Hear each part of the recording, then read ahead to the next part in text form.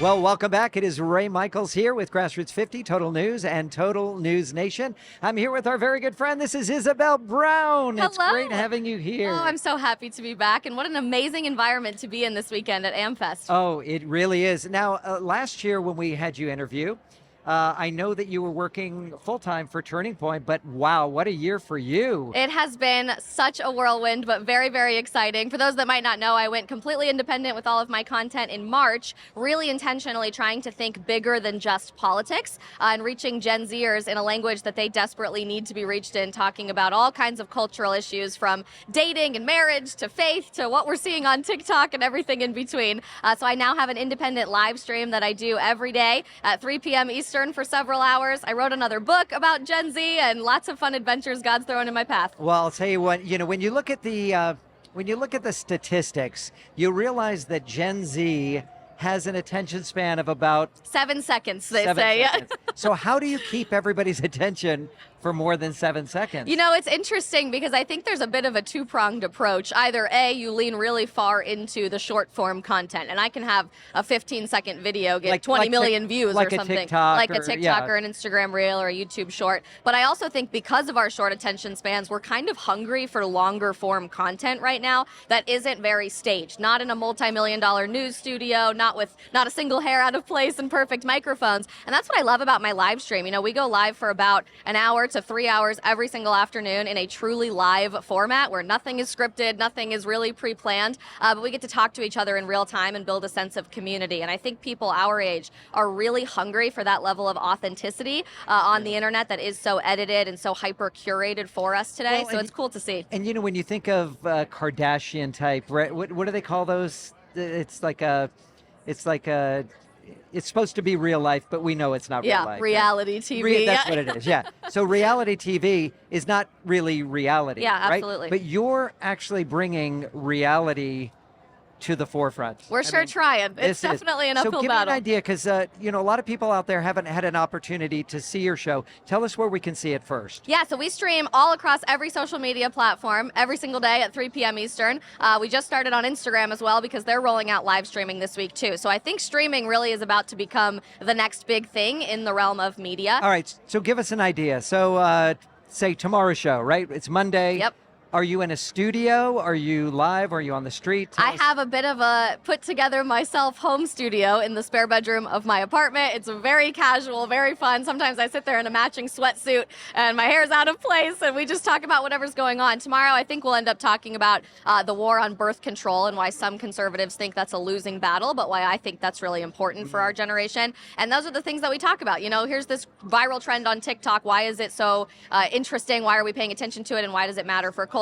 What are we talking about when it comes to the environment? Why did you throw away your birth control pills? Why is it important to still get married? Or why is lab-grown meat the new frontier and what people are trying to get us to eat? I think bringing these important conversations that we have at events like AmFest that very much matter about who's going to be the next leadership of our country or where do we see our nation and world moving forward sometimes need to be brought back down to a more everyday level of how people live their lives. Well, it's overwhelming. It's almost like every day you turn on the TV and you're drinking from a fire hose. There's just so much information.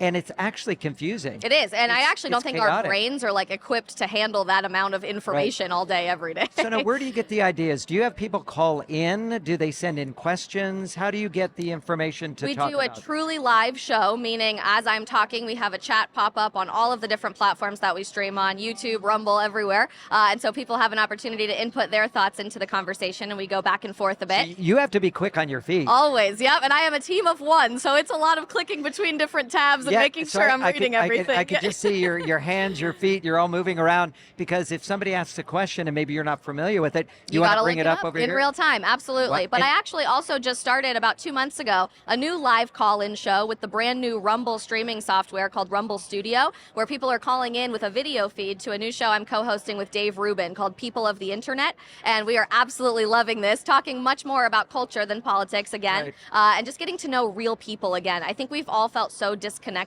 through our screens over the past several years in the post-COVID world that we've come to live in. But I think screens can be used as a powerful tool to bring people together again, and that's what we're hopeful to do. So with the Gen Z, do you think they truly understand who we are as the sovereign above how our governmental system was set up? Do you think they truly understand that as God, man, we create a government to protect our rights, liberties, and freedoms from God? Do they understand that we are sovereign? I think we're getting it. And it definitely is a journey. It's a process that's going to take time. Because look, from the time that we're young, we're under authority, right? It's our parents. They tell us. It's our teachers, right? We go through life thinking that there is an authority. But when we become adults, we kind of are looking for somebody to tell us what to do. Exactly. Yeah, right? and I think Gen Z has a bit been written off by the mainstream media, by a lot of loud voices in politics as wanting to submit to this socialistic, extremely leftist authority. The data actually proves the opposite to be true. Over the last several elections from 2018 to 2022 to hopefully 2024, we're seeing Gen Z trend much more conservative in the policies that they're voting for and voting for more Republican candidates over time. We heard Charlie Kirk open AmFest yesterday with very exciting news that high school aged boys who are seniors in high school are the most conservative that they've ever been since 1950. And here's one that I think is really important for you. Only 2 years ago, about 25% of Gen Z believed in God. That's it. Only about a quarter of us believed in a higher power. But as of this year, over a third of us believe in a higher power and believe in God. Praise so we're God hungry. Amen to that. Yeah. We're very hungry for meaning, for purpose, for a direction in society and what our life is really supposed to be all about. And I think we're definitely trending in the right direction. But just a word of caution to those who might be already preemptively writing off Gen Z as a lost cause. There's absolutely no reason to do that. There's no reason to have anything but hope and but faith, and we got to keep fighting. That's right. And you never write off anybody. Amen. Anybody ever. So if you're looking for an authority, if you feel that somebody should be above you telling you what to do, I think the only person is God. Amen. We just need to go there. And any social issue, and you can try this out on your show. I'd love it. Any social issue, all we have to say is, what does God say about this? Yep, absolutely. And then you have the answer. We don't have to be that smart. We just say, God, what did you say about this? And I think a lot of the social issues would figure themselves out pretty quick. Pretty well resolved. Huh? Well, Isabel, it is great to see you. Wow, you look Thank you. great. Congratulations. Boy, many blessings to you. Thank you so much. You really have been blessed this last year. I sure have. It's all according to God's glory, and I'm just along for the ride at the end of the day. And you know what? I think 2024, you're going to even see it skyrocket even higher. Thank you. I appreciate So blessings that. to you. Keep us posted. If you want to do anything, send anything to us. We'd love to put it out there for you. Absolutely. Whether Thank on you. Total News or Grassroots50, it's pretty Amazing. awesome. And you look fantastic. Thank you. So Appreciate it. Great. I'm looking forward to watching your show. And it's Absolutely. Eastern time. 3 p.m. Eastern time. Literally anywhere you get videos, you'll be able to find it. All right, we're gonna look for it. We're gonna find it. Isabel Brown, and tell us again, on any platform, just type in your name. Yep, you can put in the Isabel Brown, TheIsabel, and then Brown like the color. Very easy. That is awesome. Well, thanks so much for joining us here. We're at 2023 America Fest here in Phoenix, Arizona, with Grassroots50, Total News, and Total News Nation. And until next time, we'll see you real soon.